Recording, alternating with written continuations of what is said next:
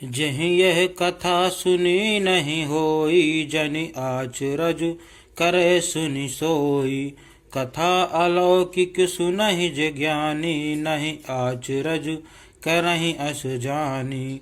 राम कथा कह मिति जग नाही, असि प्रतीत तिनके मन माही। नाना भांति राम अवतारा, रामायण शतकोटि अपारा।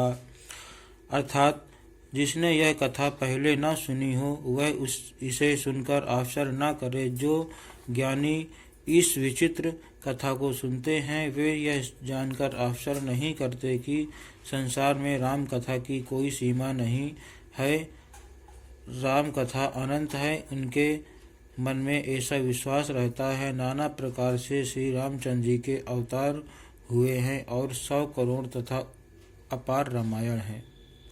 कलप भेद हरि चरित सुहाए, भांति अनेक मुनीशन गाए। करिय न संशय अस उर आनी, सुनय कथा सादर रति मानी।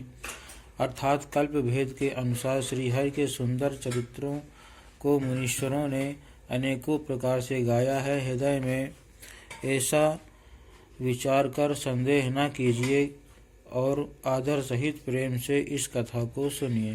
राम अनंत अनंत गुण अमित कथा विस्तार, सुनि आचरज न मानिहि जिनके विमल विचार। अर्थात श्री रामचंद्र जी अनंत हैं, उनके गुण भी अनंत हैं और उनकी कथाओं का विस्तार भी असीम है। अतएव जिनके विचार निर्मल हैं वे इस कथा को सुनकर आश्चर्य नहीं करेंगे। एहि विध सब संशय कर दूरी, सिर धरि गुरु पद पंकज धूरी। पुनि सबहि बिन वहु कर जोरी, करत कथा जहि लाग न खोरी।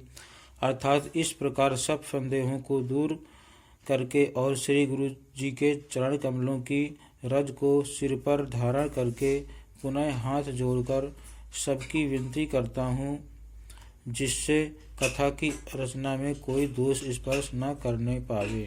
सादर शिवहि नाई अब माथा, बरनउ बिशद राम गुण गाथा। संबत 16 31 करऊँ कथा, हरि पद धरि शीसा।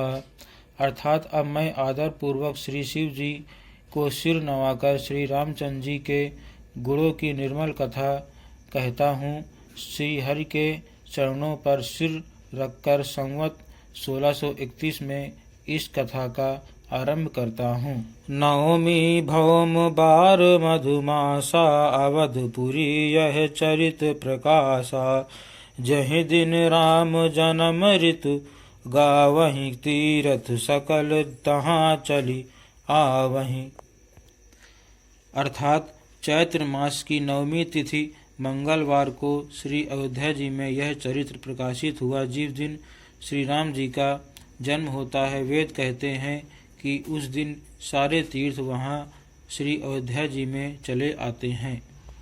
असुर नाग खग नर मुनि देवा, आई करहि रघुनायक सेवा। जन्म महोत्सव रचहि सुजाना, करहि राम कल कीरति गाना।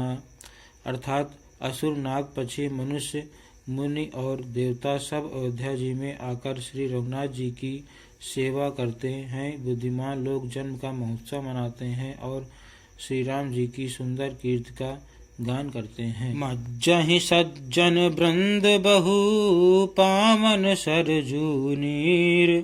जपहि राम धरि ध्यान उर, सुंदर श्याम शरीर। अर्थात सज्जनों के बहुत से समूह उस दिन श्री सरजू जी के पवित्र जल में स्नान करते हैं और हृदय में सुंदर श्याम शरीर श्री रघुनाथ जी का ध्यान करके उनके नाम का जप करते हैं। दरस परस मज्जन अरुपाना, हरई पाप कह वेद पुराना। नदी पुनीत अमित महिमा, अति कहि न सकई शारदा विमल मति। अर्थात वेद पुराण कहते हैं कि श्री सरजू जी का दर्शन, स्पर्श, स्नान और जलपान पापों को हरता है। यह नदी बड़ी ही पवित्र है, इसकी महिमा अनंत है, जिसे विमल बुद्धि वाली श्री सरस्वती जी भी नहीं कह सकती। राम धाम दापुरी सुहावनी, लोक समस्त विदित अति पावनी।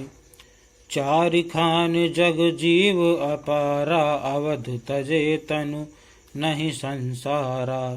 अर्थात यह शोभायमान अयोध्यापुरी श्री रामचंद्र जी के परम धाम की देने वाली हैं, सब लोकों में प्रसिद्ध हैं और अत्यंत पवित्र हैं। जगत में अंडस, स्वैदत, उद्विज और जरायुज 4 खानी प्रकार के अनंत जीव हैं। इनमें से जो कोई भी अयोध्या जी में शरीर छोड़ता है, वे फिर संसार में नहीं आते, जन्म मृत्यु के चक्कर से छूटकर भगवान के परम धाम में निवास करते हैं। सब विधि पुरी मनोहर जानी, सकल सिद्ध प्रद मंगल खानी।